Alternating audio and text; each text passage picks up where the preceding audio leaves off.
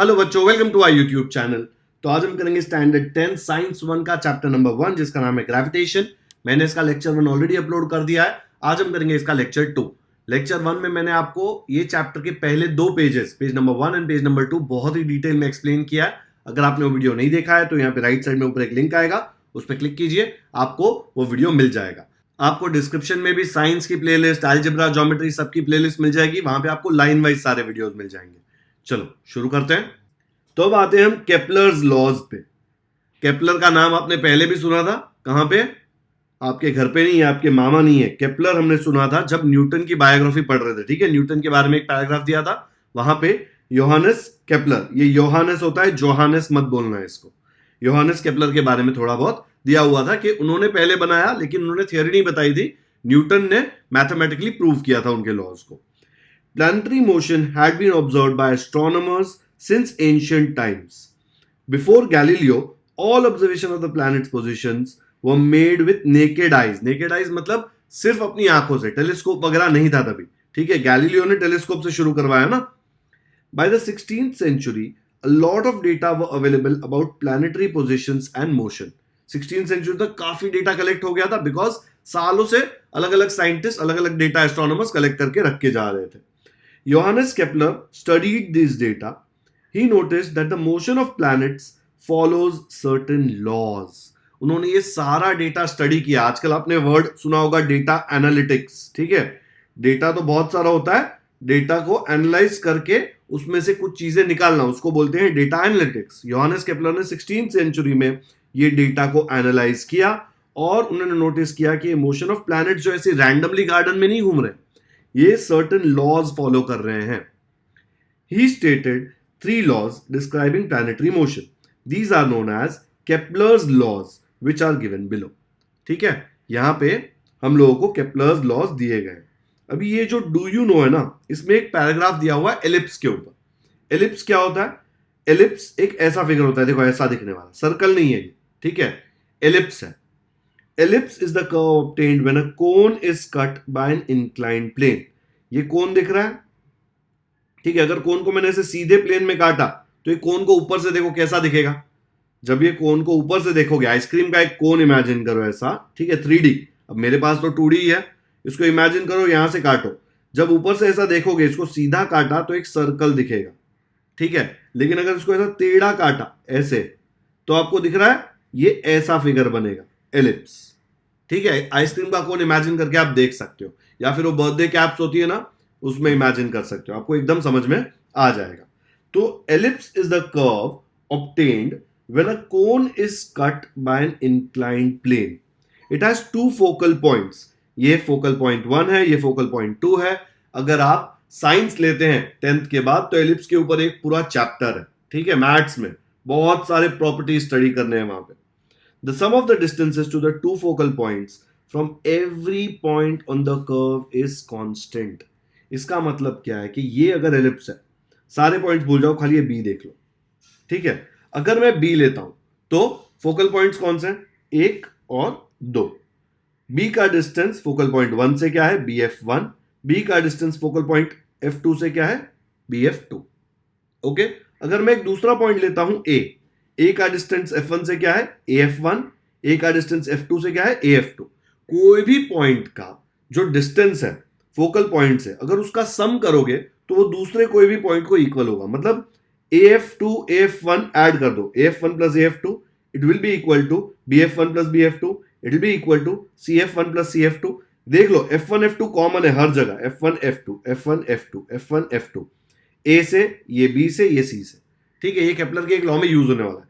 आप एक नया पॉइंट ले लोगे यहां पे P का डिस्टेंस F1 से, P का डिस्टेंस F2 से, तो इधर लिख सकते हो equal to PF1 plus PF2।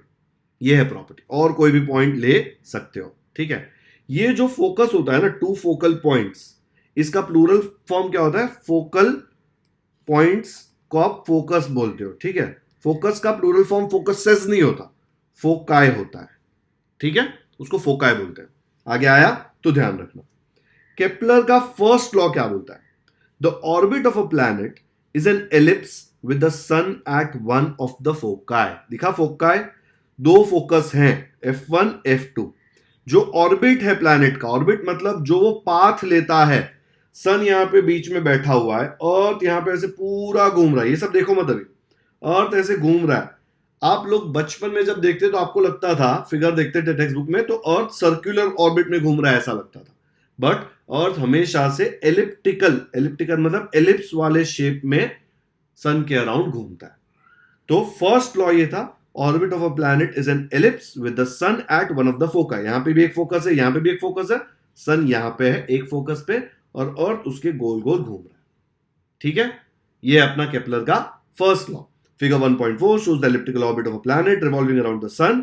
The position of the sun is indicated by S. ये एक्चुअली कोई भी प्लैनेट हो सकता है, मैं अर्थ बोल रहा हूं क्योंकि आप अर्थ पे रहते हैं, आप अर्थ पे ही रहते हैं ना, और कोई मार्स होता वो भी एलिप्टिकल ऑर्बिट ही फॉलो करेगा। केपलर सेकंड लॉ क्या बोल रहा है?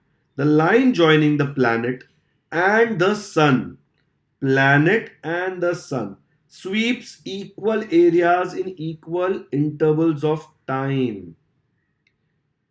स्वीप का मतलब झाड़ू मारना, ठीक है, ऐसे इमेजिन कर लो यहां पे एक झाड़ू है, ये प्लैनेट है, ए से बी तक गया, लेट्स से एक दिन में, तो एक दिन में ये झाड़ू सन से लेके यहां तक कितना झाड़ू मारेगा? इतने एरिया का झाड़ू मार लेगा। वैसे ही ये प्लैनेट थोड़े दिन बाद यहां पहुंचा, फिर से सी से लेके डी तक पहुंचने को उसको एक दिन लगा। ध्यान रखना, इधर भी एक दिन, इधर भी एक दिन, और एक दिन में अगर झाड़ू यहां था तो झाड़ू कहां तक कवर करेगा? यहां तक, तो कितना एरिया साफ होगा? इतना, ये पूरा साफ हो जाएगा। ठीक है, तीसरा पॉइंट यहां पे दिया है, फिर से यहां पे ई से एफ तक वो एक दिन लगाता है, याद रखना एक ही दिन है, और झाड़ू अगर इतना बड़ा था तो ये पूरा एरिया यहां पे साफ हो जाएगा। केपलर का सेकंड लॉ क्या बोलता है कि ये जो एरिया बन रहा है ना, झाड़ू जो एरिया साफ कर रहा है, स्वीप कर रहा है, एक्चुअली स्वीप का मतलब कवर होता है, बट स्वीप का लिटरल मीनिंग आप झाड़ू बोलते हो ना, स्वीप, तो ये जो एरिया स्वीप हो रहा है वो तीनों केस में इक्वल है। क्यों? बिकॉज तीनों केस में टाइम पीरियड क्या था? 1 डे। ये 1 डे के जगह पे 1 मिनट भी हो सकता है, लेकिन 1 मिनट में बहुत छोटा सा एरिया कवर होगा तो दिखेगा नहीं, इसलिए मैंने 1 डे बोला। ठीक है, ये 100 डेज भी हो सकता है ए से बी तक जाने में उसको 100 डेज लगे। ठीक है, अगर सी से डी तक जाने में भी 100 डेज लगे हैं तो ये दोनों एरिया इक्वल होंगे। अगर ई से एफ तक जाने में 50 डेज लगे तो ये वाला एरिया इसको इक्वल नहीं हो सकता, बिकॉज 100 डेज यहां पे 50 days, equal number of time, equal interval होना चाहिए। इधर भी 100 डेज हुआ तो ही मैं बोल सकता हूं area 1 equal to area 2 equal to area 3। The line joining the planet and the sun sweeps equal areas in equal intervals of time. ये equal intervals of time word बहुत इंपॉर्टेंट है यहां पे।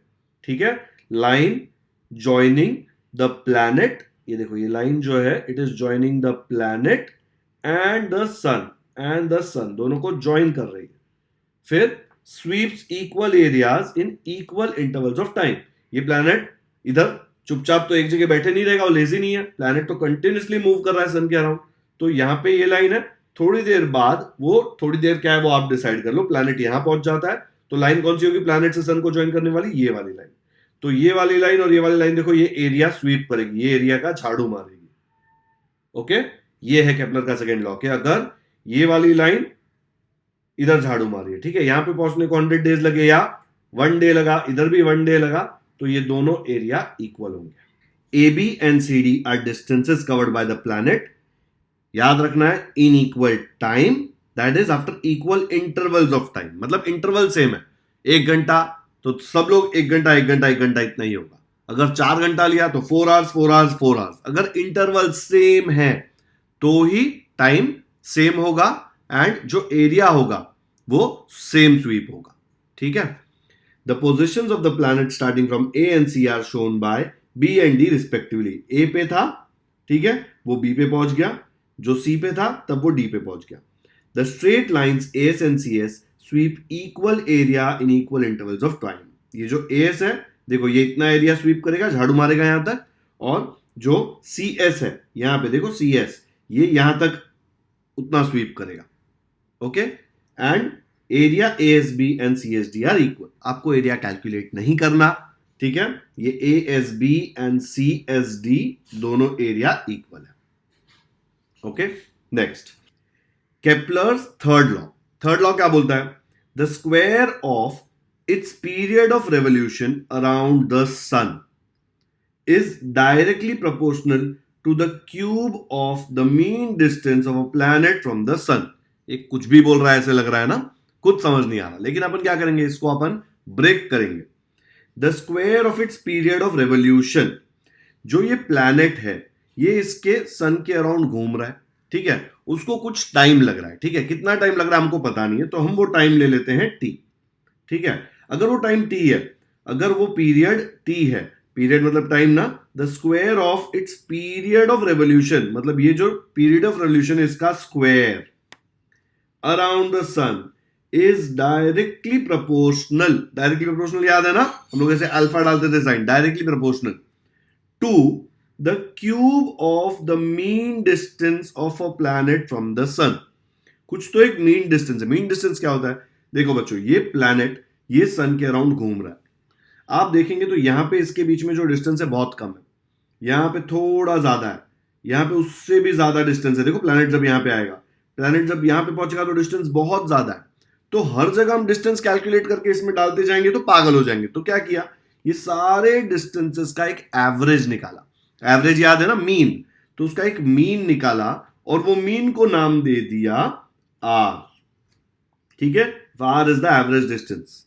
अब क्या बोल रहा है वो, the square of its period of revolution around the sun, the square of its period of revolution around the sun, ऐसे पढ़ने का, the square of its period of revolution around the sun, t square is directly proportional to, t square is directly proportional to the cube of, cube मतलब 3 of the mean distance of a planet from the sun। क्या था भाई mean distance? r, तो यहां पे r आ जाएगा, तो T square is directly proportional to R cube. अगर ये अल्फा साइन हटाना है तो हम क्या करते थे, उसके जगह पे डाल देते थे इक्वल टू के, ठीक है, और ये आर क्यूब ऐसे का ऐसा आएगा। तो ये हमको एक रिलेशन मिल गया, T square equal to K R cube. इसमें आप के को एक साइड रखो और आर क्यूब को नीचे लेके आओगे तो आपको क्या मिलेगा, T square upon R cube equal to K, ठीक है, के इधर रह जाएगा, आर क्यूब नीचे चला जाएगा, तो ये वाला रिलेशन आपको मिल गया। देखो T square upon R cube equal to K constant है इसलिए वहां पे कांस्टेंट लिख लिया। आया समझ में? ये अच्छे से पढ़ो, the square of its period of revolution, जो टी था around the sun, is directly proportional to the cube of the mean distance of the planet from the sun, ठीक है। फिर इसको लिख दिया T square equal to K R cube, फिर next step में लिख दिया टी स्क्वायर, या आर क्यूब को नीचे लेके आओ, upon R cube equal to K which is nothing but a constant, वो यहां पे मिल गया। ओके, तो थर्ड लॉ भी यहां पे होता है खत्म। ये फॉर्मूला आपको काम आ सकता है क्वेश्चन सॉल्व करने में। पहले दो लॉज में कोई फॉर्मूला नहीं दिख रहा था, लेकिन थर्ड में एक फॉर्मूला है जो काम आ सकता है। तो केपलर के 3 लॉज हमने पढ़ लिए। अब देखो क्या बोल रहा है, Kepler obtained these laws simply from the study of the positions of planets। उसने सिर्फ पोजीशन स्टडी किया और उसके बेसिस पे ये 3 लॉ बनाए। समझ में आ रहा है? बैठे बैठे ऐसे ही डेटा एनालाइज करके, obtained by regular observations, उसके पास कोई बड़े डिवाइसेस भी नहीं थे ऑब्जर्व करने के लिए, बैठे बैठे ऐसे ही ऑब्जर्व किया है उसने। He had no explanation as to why planets obey these laws। याद रखना है, उसने कोई प्रूफ नहीं किया था, उसने बिहेवियर ऑब्जर्व किया, उसके बेसिस पे उसने बताया कि भाई ये लॉ के हिसाब से मूव कर रहे हैं, ऐसा मुझे लगता है। We will see below how these laws help Newton in the formulation of his theory of gravitation. Newton ने ये सारे लॉज यूज करके उसकी थियोरी ऑफ ग्रेविटेशन बनाई, ठीक है, मतलब ये सारे लॉज सही है। केपलर ने बिना कोई डिवाइस के, बिना कंप्यूटर के, बिना कोई इंस्ट्रूमेंट के ये लॉज बनाए थे, ठीक है। तो यहां पे ये थर्ड पेज भी होता है खत्म। आगे बढ़ते हैं, नेक्स्ट पेज पे दिया है यूज योर ब्रेन पावर में, if the area ESF in the figure 1.4 is equal to the area ASB। ये जो एरिया है ESF is equal to the area ASB, अगर ये दोनों एरिया इक्वल है तो अपना केपलर सेकेंड लॉ अप्लाई होगा यहां पे। What will you infer about E F? ये जो ई एफ डिस्टेंस है इसके बारे में आप क्या बोल सकते हो? हम बोल सकते हैं कि जितना time distance A B cover करने में लगा उतना ही time distance E F cover करने में लगेगा। क्योंकि अगर ये एरिया इक्वल है तो हमको पता है कि इक्वल इंटरवल्स ऑफ टाइम होगा तो ही इक्वल होता है। तो जितना time distance A B cover करने में लगा उतना ही time distance E F cover करने में लगेगा। It'll take the same amount of time. Okay, don't say that distance AB and distance EF are equal. They will not be equal, but they will take the same amount of time to cover that distance. Okay, next है Newton's universal law of gravitation. Universal मतलब पूरे universe में सब जगह apply होगा। आपके दोस्त जो मार्स में बैठे हैं वहां पे भी अप्लाई होगा, ठीक है। All the above considerations, including Kepler's laws, led Newton to formulate his theory of universal gravity. According to this theory, every object in the universe, object में आप भी आ जाते हैं, every object in the universe attracts every other object with a definite force. ठीक है, आप और आपका फ्रेंड यूनिवर्स में है तो आप एक दूसरे को एक डेफिनेट फोर्स से अट्रैक्ट कर रहे हैं। मुझे पता है अट्रैक्ट पे आप क्या सोच रहे हैं बॉयज, ध्यान थियरी पे। तो आप आपके दोस्त को, आपका दोस्त आपको एक डेफिनेट फोर्स से अट्रैक्ट कर रहा है। आज बहुत ज्यादा खाना खाया, बहुत ताकत है तो मैं जोर से खींच लूंगा, वो वैसा वाला फोर्स नहीं है ये। तो मीना और मीनल भी ये यूनिवर्स में है, दोनों के बीच में जो फोर्स ऑफ अट्रैक्शन है, मीना मीनल को अट्रैक्ट कर रहा है, मीनल मीना को अट्रैक्ट कर रही है। ये फोर्स ऑफ अट्रैक्शन एक डेफिनेट फोर्स है, ठीक है। मीना और वैभव के बीच में भी सेम फोर्स होगा, ठीक है। तो ये फोर्स कुछ पैरामीटर्स पे डिपेंड करता है। आप जो पैरामीटर सोच रहे हैं उस पे नहीं, थोड़े मैथमेटिकल और फिजिकल पैरामीटर्स है उस पे डिपेंड करता है, ठीक है। तो चलो स्टडी करते हैं उसको। मुझे पता है जैसे ही मैंने फिजिकल पैरामीटर्स बोला कुछ बच्चों का ध्यान कहीं और ही है। चलो यहां पे आ जाओ फिर से। This force is directly proportional to the product of the masses of the two objects, जो दो ऑब्जेक्ट हैं उनके masses, and is inversely proportional. Directly proportional, inversely proportional हमने पढ़ा है ये पहले मैथ्स में। नहीं पढ़ा है, नहीं याद है, टेंशन मत लो, बता दूंगा। To the square of the distance between them, ठीक है। ये वाला पैराग्राफ एक सेकेंड रुक जाओ, पहले ये जो लिखा हुआ है Newton's universal law of gravitation वो यहां पे देख लेते हैं। अज्यूम करो ये दो ऑब्जेक्ट्स हैं, ठीक है, उनके मासेस आपने ले लिए m1 m2। यहां पे देखो इसमें मासेस है, masses of the two objects, ठीक है। इनके बीच में फोर्स है। कैसा फोर्स है? ये m1 को F फोर्स अट्रैक्ट कर रहा है m2, सेम फोर्स से m1 m2 को अट्रैक्ट कर रहा है, ठीक है। अगर ये फोर्स बहुत ज्यादा हो गया तो दोनों आके मिल जाएंगे, लेकिन अगर बहुत ज्यादा नहीं हुआ तो ये एक दूसरे पे ये फोर्स फील करेंगे लेकिन कुछ ज्यादा फर्क नहीं पड़ेगा। तो ये फोर्स की वैल्यू अगर निकालनी है तो कैसे निकालेंगे? जो ये बॉडी है, दोनों ऑब्जेक्ट है, उसके मासेस हमको पता है m1 m2, ओके। इनके बीच का डिस्टेंस हमको पता है d, ओके। तो ये जो फोर्स है F, न्यूटन ने क्या बोला? This force is directly proportional to the product of the masses. मतलब this force is directly proportional to the product of क्या? द मासेस m1 m2, दोनों का प्रोडक्ट। एंड उसने बोला कि ये फोर्स इनवर्सली प्रोपोर्शनल, इनवर्सली मतलब नीचे, inversely proportional to the square of the distance between them, ठीक है, square of the distance between them.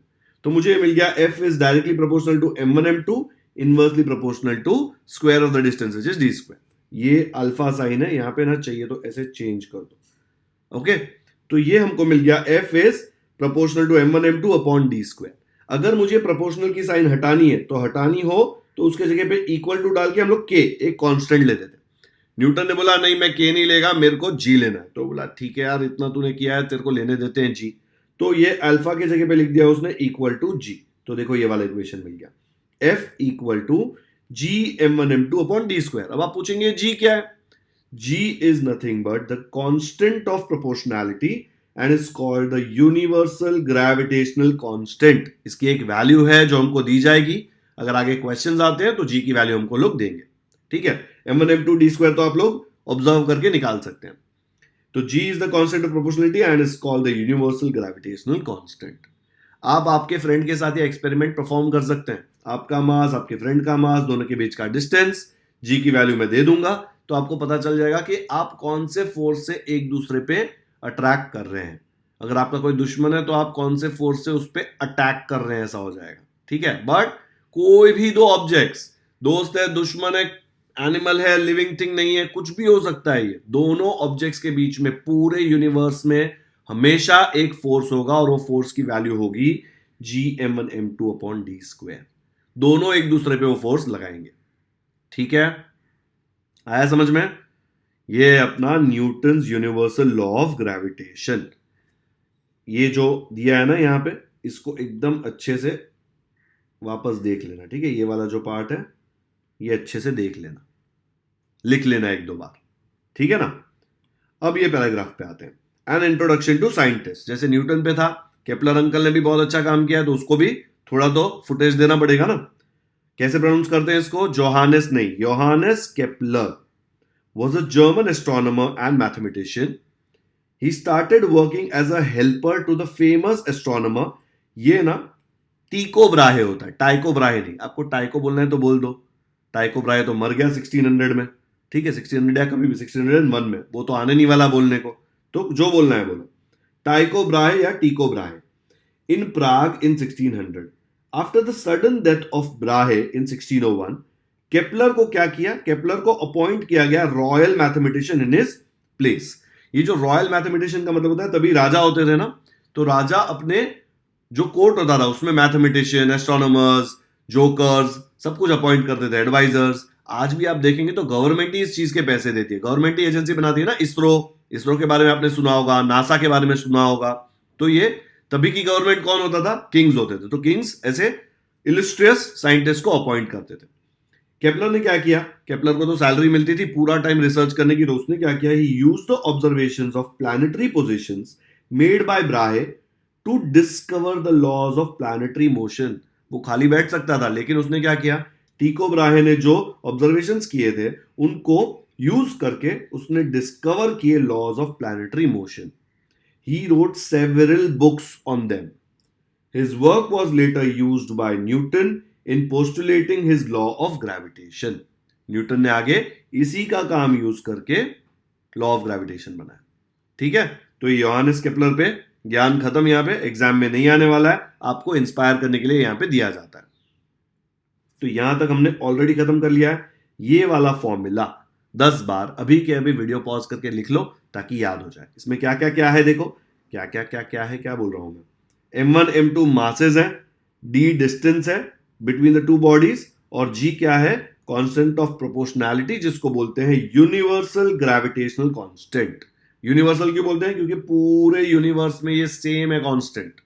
ठीक है, ये कांस्टेंट M1 M2 या D पे डिपेंड नहीं करता, इसलिए उसको नाम बोला यूनिवर्सल ग्रेविटेशनल कांस्टेंट। ग्रेविटी के रिलेटेड है इसलिए ग्रेविटेशनल, और हमेशा कांस्टेंट इसलिए कांस्टेंट। कैपिटल G से लिखा ताकि समझ में आ जाए कि ग्रेविटी है। ओके, अभी यहाँ पे 2 पैराग्राफ दिए हैं। ये 2 पैराग्राफ ये लॉ के ऊपर ही दिए गए हैं। हम लोग ये पैराग्राफ के साथ एक एक करके डील करते हैं। तो पहला पैराग्राफ मैंने यहाँ पे कॉपी कर लिया है। The above law means that if the mass of one object, above law मतलब ये वाला law, if the mass of one object is doubled, the force between the two objects also doubles. बहुत ही simple चीज है, double मतलब 2 से multiply. ठीक है, तो अगर एक ऑब्जेक्ट का मास डबल कर दिया तो फोर्स भी डबल हो जाएगा। देखो ये फोर्स है, ये फोर्स को अपन नाम दे देते हैं पप्पू। ठीक है, ये पप्पू है। अब नेक्स्ट केस में क्या किया? वो बोल रहा है भाई एक का मास डबल कर दो। ये जो M1 है ना, इसको डबल कर देते हैं। तो पहले इसका वेट M1 था, अगर डबल हुआ तो क्या हो जाएगा? ऐसे मत बोलना M2 हो जाएगा। M2 तो एक अलग मास है, डबल मतलब जो भी है वो 2 से मल्टीप्लाई हो जाएगा, उसको डबल बोलते हैं ना। 2 मल्टीप्लाइड बाय M1 क्या होता है? 2M1। तो ये जो M1 है ये क्या बन गया नेक्स्ट केस में? वो बन गया 2M1, नया एक मास बन गया। दूसरा मास तो सेम है M2, तो पहला मास इंटू दूसरा मास अपॉन उनके बीच का डिस्टेंस थोड़ी ना चेंज हो रहा है, डिस्टेंस तो d² ही है, ग्रेविटेशन कांस्टेंट भी G है। तो नया फोर्स क्या होगा? ये नया फोर्स है, न्यू फोर्स। ठीक है, क्योंकि मास पहले m1 था, वो क्या बन गया 2m1। ये सर्कल मैंने आपके समझने के लिए बनाया कि पहला मास और दूसरा मास। अब ये 2 को आगे लिख दो, मैं ये 2 को अगर आगे लिख देता हूं इक्वल टू 2, और बाकी सब जो है g m1 m2 upon D square, ये तो सेम है, तो ये ऐसे आ जाएगा g m1 m2 upon D square. लेकिन ये क्या है भाई, जी m1 m2 upon D square, उसका नाम तो पप्पू है, या फिर आप बोल सकते हैं उसका वैल्यू तो f है। तो मैं बोल सकता हूं ये पूरे के जगह पे इक्वल टू 2f, ये पूरे के जगह पे f आ गया। देखो ये नया फोर्स जो है Fn, ये क्या है, double of original force F। ये डबल क्यों हुआ नया फोर्स, क्योंकि पहले जो मास था m1 उसको आपने डबल कर दिया, ठीक है। अगर m1 के जगह पे मैं m2 को डबल करता तो ये तो भी डबल आता।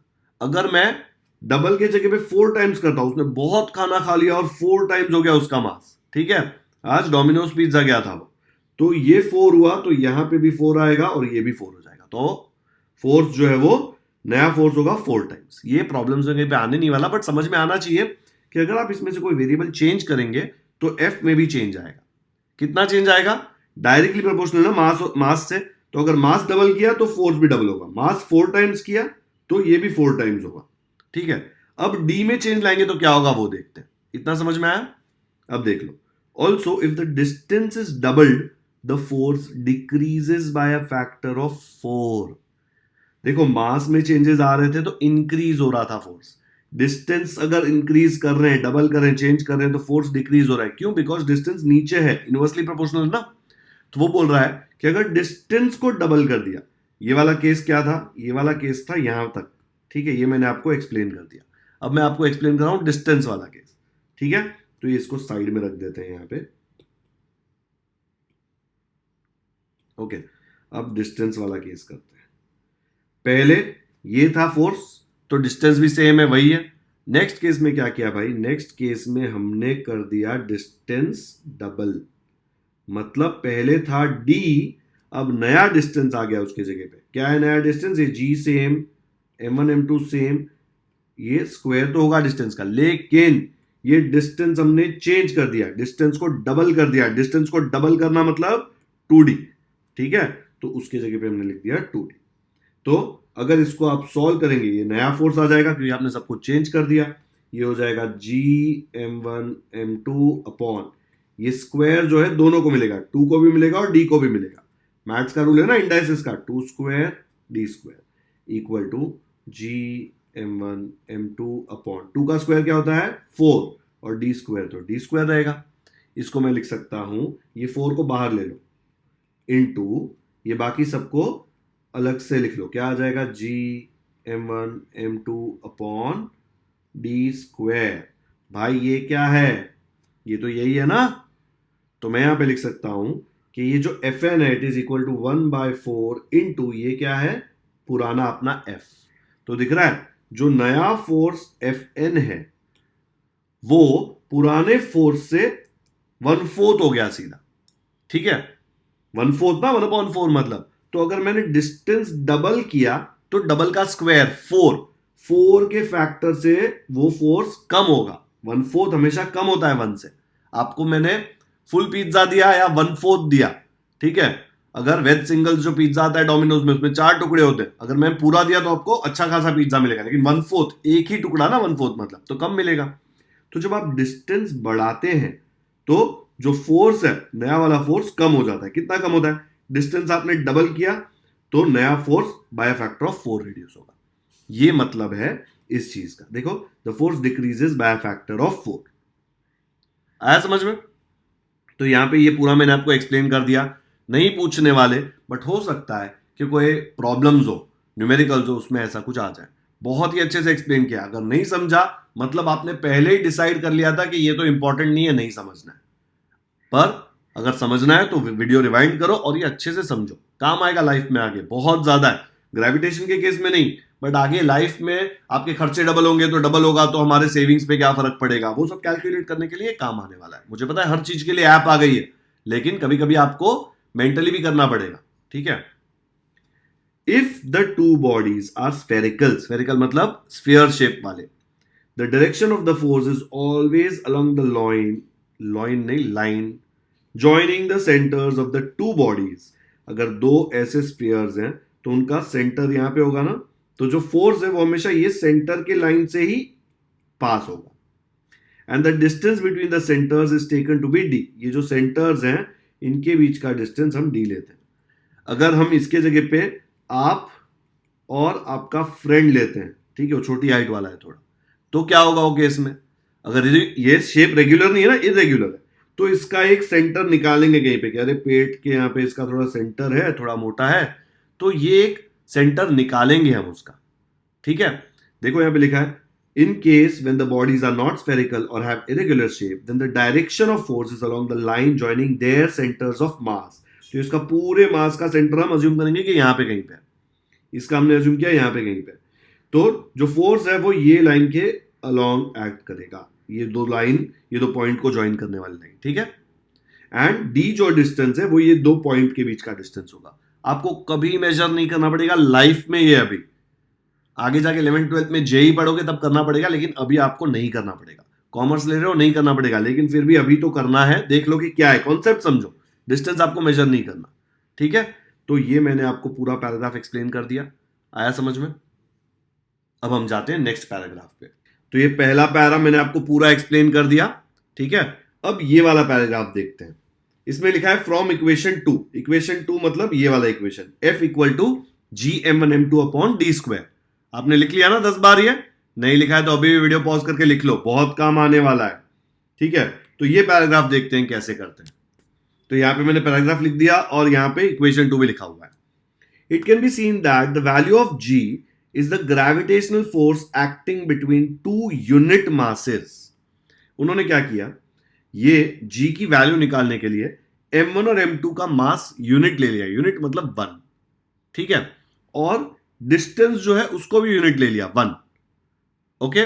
तो ये भी 1, ये भी 1, ये भी 1, तो क्या हो जाएगा 1 1 1 1 1 1 1 डिवाइड बाय 1 1, ठीक है। तो आंसर क्या आएगा, G मल्टीप्लाइड बाय 1 1 हो जाएगा। देख लो एक बार, अगर मैं ऐसे लूं F इक्वल टू G, क्या है यहां पे, M1 M2 और D स्क्वायर।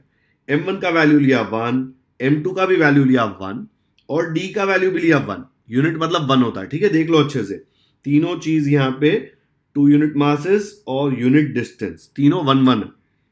तो इसको सॉल्व करेंगे तो क्या आएगा G, फिर कट करना मत यार ऐसे ऐसे करके, बहुत टाइम है क्या लाइफ में। 1 1 1 होता है, 1 स्क्वायर 1 होता है, 1 डिवाइड बाय 1 भी 1 होता है, तो G मल्टीप्लाइड बाय ये पूरा 1 है। What is G multiplied by 1? G। तो क्या मिल गया, F इक्वल टू G मिल गया यहां पे। तो क्या पता चला, the value of G is, value of G क्या है, value of G is the gravitational force. देखो G is equal to gravitational force.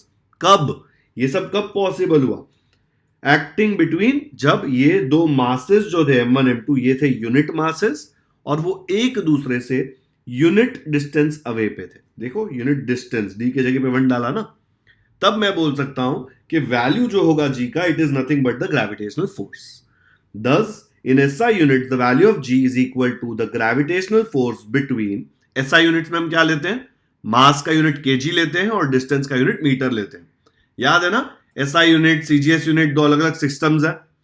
तो अगर मैं SI यूनिट्स लेता हूं तो मैं मास का यूनिट क्या लूंगा, kg, ओके, और डिस्टेंस का यूनिट क्या लूंगा, मीटर।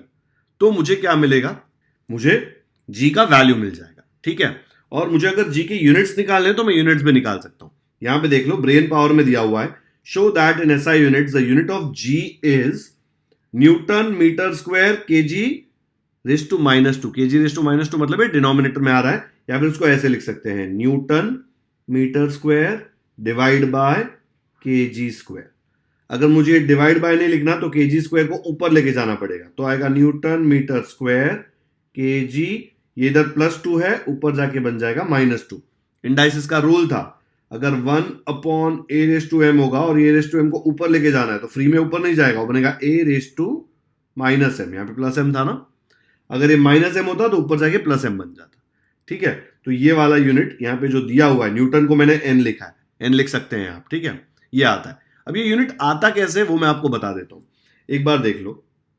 यहाँ पे G, ये क्या है, ये अपना है केजी, ये मास है ना 1 kg 1 kg, और ये डिस्टेंस क्या था, डिस्टेंस था 1 मीटर।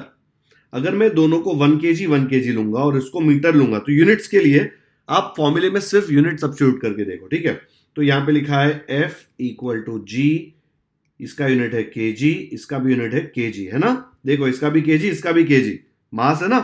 सिर्फ फॉर्मूले में भी सब्स्टिट्यूट करोगे तो समझ में आ जाए। देखो F को ऐसे ही रखा, G को इधर ऐसे ही रखा, M1 M2 के जगह पे केजी केजी, और डिस्टेंस के जगह पे देखो भाई, डिस्टेंस के जगह मतलब ब्रैकेट में ना डिस्टेंस, डिस्टेंस के जगह पे मीटर। ओके, F का यूनिट क्या होता है, आपने फोर्स का यूनिट पढ़ा हुआ है, फोर्स का यूनिट नाम दिया गया है न्यूटन के ऊपर, तो N है। ओके, तो अब मुझे G का यूनिट चाहिए, तो बाकी सबको यहां से भगा दो वहां पे, ये m स्क्वायर हो जाएगा, m का स्क्वायर, ये m स्क्वायर वहां जाके ऊपर मल्टीप्लाई होगा, n m स्क्वायर, ठीक है, equal to G, kg into kg क्या होगा, kg स्क्वायर, ठीक है। अब ये kg स्क्वायर को इधर नीचे लेके आओ, यहाँ पे मल्टीप्लाई हो रहा है, वहां जाके डिवाइड होगा, तो मिलेगा newton metre square upon kg square equal to G। मिल गया G का यूनिट, यही तो था ना।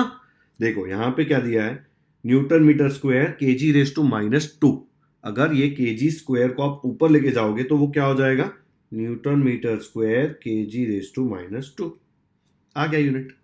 तो ये यूनिट जो है ये भी मैंने आपको पूरा डिराइव करके दे दिया है। यहाँ पे पूछेंगे नहीं, लेकिन लाइफ में आगे जाके कोई भी कॉम्प्लिकेटेड अगर आपको टर्म है और आपको फॉर्मूला पता है तो आप उसका यूनिट भूल गए हैं तो आप डिराइव कर सकते हैं। कैसे, जो भी फॉर्मूला है उसमें उसके यूनिट सब्स्टिट्यूट कर दो।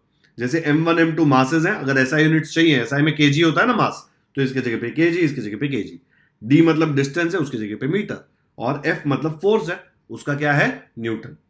Okay, the value of G was first experimentally measured by Henry Cavendish. In SI units, its value is 6.673 into 10 raised to -11, और उसके यूनिट्स क्या होंगे, newton metre square kg raise to -2। ये वैल्यू भी याद कर लो, जनरली प्रॉब्लम्स में दिया होगा, लेकिन याद करने में ज्यादा डिफिकल्टी नहीं होगी। अभी आपको देख के बहुत डर लग रहा है, लेकिन आप ही 11th 12th में जाके ऐसे 15 वैल्यू याद रख लोगे, क्योंकि होंगी 15 वैल्यूज। ओके, फर्स्ट टाइम आ रहा है ये, इसलिए थोड़ा डिफिकल्ट लग रहा है बहुत इजी। 6.673 इंटू 10 रेज टू -11, ये किसकी वैल्यू है, जी की। किसने बताई, Henry Cavendish, first experimentally measured by Henry Cavendish. Okay, ये जो मैंने यहां पे नीचे किया ना, वो क्या है, रिमिक्स किया मैंने, क्या, ये मैंने यूनिट डिराइव करके दिया कि जी का यूनिट कैसे आता है। आया समझ में, एक बार अच्छे से ऑब्जर्व करो, और हो सकता है तो ये सेम स्ट्रैटेजी यूज करो कोई और फॉर्मूले में, किसी और चीज का यूनिट फाइंड आउट करने में। ठीक है, आगे बढ़ते हैं। अब ये फॉर्मूला यूज करके एक सॉल्व्ड एग्जांपल दिया है टेक्स्ट बुक में, वो देखते हैं, ताकि आपके दिमाग में ये फॉर्मूला बैठ जाए। तो ये पहला सॉल्व्ड एग्जांपल यहां पे दिया हुआ है, महेंद्र एंड विराट। चलो इसका फोटो लगाते हैं। महेंद्र और विराट तो आपको पता ही है कौन है, तो यहां पे क्वेश्चन कॉपी कर लिया, महेंद्र एंड विराट। अरे फोटो गलत लगा ली, साक्षी भाभी और अनुष्का भाभी का फोटो लगा दिया यहाँ पे, महेंद्र और विराट बोला है। चलो फोटो चेंज करते हैं, ये सही है। अब महेंद्र का फोटो सही है, जोक ले लिया, विराट ने गुस्सा कर लिया। ठीक है, Mahendra and Virat are sitting at a distance of 1 metre from each other. इनके बीच का डिस्टेंस कितना है, 1 metre. Their masses are 75 kg and 80 kg respectively. दोनों के मासेस आपको दिए गए हैं। What is the gravitational force between them? मैंने बोला था कोई भी दो ऑब्जेक्ट पूरे यूनिवर्स में कहीं पे भी होंगे, उन पे ये लॉ अप्लाई करेगा, तो दोनों के बीच में एक ग्रेविटेशनल फोर्स होगा। कैसे निकालेंगे, अब भी हमने एक उसका फॉर्मूला पढ़ा था। क्या था फॉर्मूला, फॉर्मूला था F equal to G m1 m2 upon क्या था, डिस्टेंस नीचे क्या लेते थे, डी स्क्वायर या आर स्क्वायर, डी स्क्वायर ले लेते हैं यहां पे। अब आपको इसमें से किसकी किसकी वैल्यू पता है, आपको पता है कि m1 क्या है, m1 है 75 kg दिया हुआ है, देखो यहां पे महेंद्र है ना m1। फिर नेक्स्ट क्या है, नेक्स्ट है विराट, विराट का हम ले लेते हैं m2, m2 है अपना 80 kg। ओके, दोनों के बीच का डिस्टेंस क्या है, डिस्टेंस d देख लो यहां पे, Mahendra and Virat are sitting at a distance of 1 metre from each other, तो आएगा 1 मीटर। ओके, अब आपको फाइंड आउट करना है f, लेकिन उसके लिए आपको g की वैल्यू लगेगी। जी की वैल्यू टेक्स्ट बुक में आगे दी थी, वो यहाँ पे कॉपी कर रहा हूं। क्या थी? जी की वैल्यू लेते हैं 6.673 इंटू 10⁻⁻11। क्या था unit? Newton metre square kg raise to -2। सही है ना? एक बार चेक कर लो, गलत तो कमेंट्स में बताओ मुझे, है क्या गलत? तो ये वैल्यू टेक्स्ट बुक में थियरी में दी थी, प्रॉब्लम में क्या दिया है उन्होंने बोला ये 6.673 की जगह पे खाली 6.67 लो, 2 डिजिट अप्रोक्सीमेट करो चलेगा। और ये केजी रेज टू -2 दिखने में गंदा है तो उसको नीचे लिख दो। तो उसको नीचे कैसे लिखेंगे? अगर इसको -2 को +2 बनाना है तो उसको डिवाइड करके नीचे भेज देंगे, केजी स्क्वायर ऐसे आ जाएगा ना, बताया था मैंने आपको थियरी में। तो आपके पास सारे वैल्यूज हैं, अब सीधा आपको सब्स्टिट्यूट करना है। जी के जगह पर क्या आ जाएगा? ये वाली वैल्यू, m1 m2 के जगह पर 7580 और d के जगह पे 1। तो क्या मिलेगा? तो यहां पे मैंने वैल्यू सब्स्टिट्यूट कर दिया। g के जगह पे 6.67 इंटू 10⁻11, m1 और m2 के जगह पे 75 और 80 और d के जगह पे 1, लेकिन नीचे d स्क्वायर था तो 1 स्क्वायर आएगा। ठीक है, अब इसको स्टेप वाइज सॉल्व करते हैं। ये 75 को 80 से मल्टीप्लाई करते हैं, क्या आता है देखो यहाँ पे। पहले तो देखो ये 0 मल्टीप्लाई होगा 5 से तो 0, 0 7 0, तो ये तो 0 आ गया। फिर क्रॉस 8 5 40, तो यहाँ पे 0 नीचे आएगा, 4 कैरी होगा।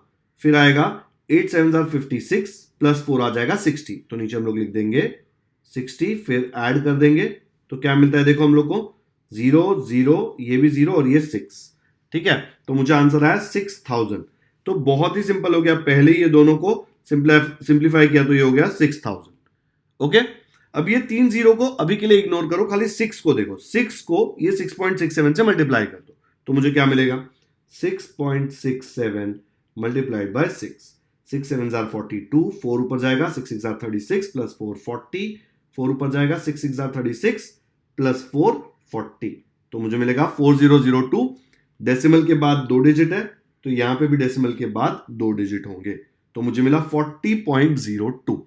लेकिन मुझे ये दोनों को मल्टीप्लाई करके आया था 6000। ठीक है, मैंने ये 3 0 को अभी तक इग्नोर किया है, वो 3 0 को यूज करना पड़ेगा। ठीक है, तो हम लोग जब वो 3 0 को यूज करेंगे तो क्या आएगा देखो, ये 6.67 इंटू 10⁻11, ये 6 अलग लिखते हैं, 3 0 मतलब 1000 ना, 1000 अलग लिख लेते हैं। ओके, तो क्या मिलेगा? इक्वल टू, मैंने अभी इसको और यहां पे जो 6000 आया था उसमें से 6 को मल्टीप्लाई किया तो मुझे मिला 40.02, तो मैंने यहां पे नीचे लिख लिया 40.02। करेक्ट, ये 10⁻11 ऐसे ही रहेगा इंटू 10⁻11 और यहां पे मेरे पास बचा 1000। ओके, अब मुझे ये डेसिमल पॉइंट यहां पे शिफ्ट करना है। अगर मैं एक लेफ्ट में शिफ्ट करूंगा तो मुझे इसे 10 से मल्टीप्लाई करना पड़ेगा ना, तो मैं इसको लिखूंगा इक्वल टू 4.002 इंटू 10। ठीक है, ऐसे लिख सकता हूं ना। अगर मैं ये डेसिमल राइट साइड शिफ्ट करता तो मुझे डिवाइड करना पड़ता, अगर मैं लेफ्ट साइड शिफ्ट करूंगा तो मल्टीप्लाई आ जाएगा ना उसमें, इंटू 10। ठीक है, देखो ना, इसको और इसको मल्टीप्लाई करोगे तो आंसर यही आने वाला है। ओके, देख लो अच्छे से मल्टीप्लाई करके, आंसर 100% यही आएगा। इंटू ये 10⁻11 ऐसे ही, ये 1000 भी ऐसे ही। ओके, 1000 को आप लिख सकते हो 10⁻3। ओके, अब ये आगे क्या होगा देखो, ये वाला 10 और ये वाला 10⁻3 कंबाइन होगी, ये 10 मतलब 10⁻1 है। इंडाइसेस याद है, a⁻m मल्टीप्लाइड बाय a⁻n करेंगे तो क्या आता था, equal to a⁻m plus n। 7th 8th में बचपन में पढ़ा था ये। ठीक है, तो यहां पे 1 है और यहां पे 3 है, a क्या है 10, तो इसका आंसर क्या आएगा 10⁻1 प्लस 3 विच इज 4। ठीक है, तो मैं यहां पे लिख दूंगा, ये सेम आ जाएगा 4.002 मल्टीप्लाइड बाय, इसको और इसको कंबाइन कर दिया 10⁻11 ऐसे का ऐसे कॉपी किया, इसको और इसको कंबाइन किया तो आया 10⁻4। अब इसको और इसको कंबाइन कर दो। ठीक है, दोनों का बेस देखो 10 है, अगर बेस 10 तो हम कंबाइन कर सकते हैं, ये ऐसे ही आएगा 4.002 मल्टीप्लाइड बाय, यहां पे देख लो a⁻m इंटू a⁻n। अब बोलेंगे अरे m तो माइनस आ रहा है, मैंने बोला था क्या माइनस नहीं आएगा, m से तो माइनस ही आता है m, इसका मतलब ये नहीं कि हमेशा माइनस आएगा, बट माइनस प्लस कुछ भी आ सकता है। तो a⁻m इंटू a⁻n का फॉर्मूला क्या है, a⁻m प्लस n, तो a तो है 10 और m और n है -11 प्लस 4। -11 प्लस 4 क्या होता है, इट इज नथिंग बट 4 - 11 है ना। छोटा नंबर माइनस बड़ा नंबर, मतलब आंसर तो नेगेटिव आने वाला है।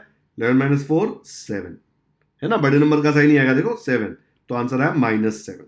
तो नीचे 10 ऐसे कैसा रहेगा, ऊपर आ जाएगा -7, तो मैं लिख दूंगा इंटू 10 रेज टू, ये दोनों को कंबाइन किया तो आ गया -7। ये चीज क्या थी, फोर्स का यूनिट होता है न्यूटन, तो आंसर आ गया 4.002 इंटू 10 रेज टू -7 न्यूटन। काफी छोटा फोर्स है, लेकिन फिर भी जब महेंद्र और विराट बेंच पे अपने आप से एक दूसरे से 1 मीटर दूर बैठे होंगे तो उनके बीच में ये फोर्स होगा, ठीक है, 100% होगा। वो फील भी करेंगे, आपके भी बाजू में बेंच पे कोई बैठेगा आप भी फील करेंगे, बट ये बहुत छोटा वैल्यू है, इसलिए हो सकता है आप फील नहीं करें, बिकॉज आपका ध्यान तो यहां वहां होगा, है ना, ध्यान दोगे तो फील होगा। बहुत छोटा है, नहीं फील होगा, ऐसे मत बोलना मैंने बोला था फील करना पड़ेगा। डन, आ गया समझ में। तो इस तरह से हमने ये एग्जाम्पल सॉल्व कर लिया। इसमें ये फॉर्मूला बहुत ईजी है। प्रॉब्लम कहां था पता है, ये जो कचरा दिया हुआ है ना साथ में 10⁻11 डेसिमल, ये सब सॉल्व करने में बहुत मसाला डालना पड़ता है यार। ये सब इंडाइसेस यूज करो, इंडाइसेस 8th में सीख रहे थे तभी ध्यान नहीं दिया था, अभी 10th में क्या आएगा। पर मैंने आपको बेसिक रूल्स बताया कि कैसे होता है, ठीक है। एक ही रूल यूज हुआ है, a⁻m into a⁻n is equal to a⁻m plus n। और अगर नेगेटिव नंबर्स वाला सम समझ में नहीं है, एडिशन, तो मैंने वीडियो डाल के रखा है, नेगेटिव नंबर से डर लगता है क्या, वो वीडियो देख लो, समझ में आ जाएगा, ठीक है। इसको सुंदर अक्षरों में ठीक से इज्जत देके लिखेंगे तो ऐसा लिखेंगे, पूरा गिवन डेटा लिख देंगे जो जो क्वेश्चन में दिया है यूनिट्स के साथ, फिर लिखेंगे according to Newton's law, because ये जो लॉ है ये न्यूटन ने बनाया है, ठीक है, हवा में नहीं आया ऐसे ही, तो लिखना पड़ेगा अकॉर्डिंग टू न्यूटन्स लॉ। फिर वैल्यू सब्स्टिट्यूट करेंगे, कैलकुलेशन करेंगे जो रफ वर्क में यहाँ पे बताएंगे, और फिर फाइनल आंसर लिखेंगे the gravitational force between Mahendra and Virat is this particular number. Force है इसलिए यूनिट आएगा न्यूटन्स, तो यहां पे भी लिख दिया न्यूटन्स, ठीक है, आया समझ में। चलो कॉपी कर लो फटाफट वीडियो पॉज करके, मुझे पता है सॉल्व एग्जाम्पल है लेकिन फिर भी कॉपी करना है। डन, तो यहां पे हमारा ये वाला क्वेश्चन होता है खत्म। अच्छा, कुछ लोग सोचेंगे अगर ये एक दूसरे पे ये फोर्स अट्रैक्ट कर रहे हैं, ठीक है, फोर्स लगा रहे हैं, तो ये एक दूसरे की तरफ खींचे क्यों नहीं जा रहे, ये खींचे क्यों नहीं जा रहे, बिकॉज ये फोर्स जो है बहुत छोटा सा फोर्स है। ये जो आंसर आया है आपको, ये बहुत छोटा फोर्स है। अगर आप बेंच पे बैठे हैं, आपके नीचे जो बेंच है और आपकी बॉडी है उसके बीच में फ्रिक्शन होता है, अगर फ्रिक्शन नहीं होता तो आप स्लिप होके गिर जाते, ठीक है। अगर वो फ्रिक्शन नहीं होता, जीरो होता, तो हो सकता है आप विराट और महेंद्र अगर दोनों बैठे हैं और फ्रिक्शन नहीं है तो एक दूसरे की तरफ मूव करना शुरू कर देंगे, ठीक है, बट ऐसा होगा नहीं बिकॉज फ्रिक्शन होगा। We can calculate this acceleration velocity by using Newton's laws of motion। जिस फोर्स से महेंद्र और विराट एक दूसरे की तरफ मूव होंगे उसका एक्सेलरेशन और वेलोसिटी हम न्यूटन्स लॉ से कैलकुलेट कर सकते हैं, जो laws of motion 9th standard में सीखा था उससे, बट पूछा नहीं है और ये होगा भी नहीं, ठीक है, पॉसिबल नहीं है। आया समझ में। तो ये वाला फर्स्ट क्वेश्चन डन है यहां पे। तो आज के लेक्चर में मैंने आपको ये पूरा page number 3 and page number 4 करा दिया, एंड इसके बाद हमने सॉल्व एग्जाम्पल किया एक महेंद्र और विराट का, जिसमें हम लोगों ने ये वाला फॉर्मूला यूज किया, ठीक है। तो अब तक हमने इसके 4 पेजेस कर लिए, थोड़ा स्लो जा रहे हैं बिकॉज जस्ट शुरू किया है और ये सारे कॉन्सेप्ट थोड़े ट्रिकी हैं। आपने भी वेकेशन के बाद जस्ट पढ़ना शुरू किया है तो आराम से जाते हैं, इसके बाद पेज थोड़ा बढ़ा देंगे और ज्यादा पोर्शन कवर करेंगे हर एक वीडियो में, ठीक है। तो आज का वीडियो यहीं पे खत्म करते हैं। वीडियो पसंद आया तो लाइक जरूर करें, इसका लिंक अपने दोस्तों के साथ व्हाट्सएप पर शेयर करें ताकि उनको भी ग्रेविटेशन अच्छे से समझ में आ जाए। आप मुझे इंस्टाग्राम एंड टेलीग्राम पे भी फॉलो कर सकते हैं। टेलीग्राम के चैनल पे मैं अपडेट शेयर करते रहता हूं रेगुलर, जो यूट्यूब पे मैं नहीं कर पाता, तो वहां पे आप जाएंगे तो आपको रेगुलर अपडेट्स मिलते रहेंगे। टेलीग्राम का लिंक आपको स्क्रीन पे दिखाई दे रहा है और मैंने डिस्क्रिप्शन में भी इसका लिंक डाल दिया है। Thank you so much for watching this video.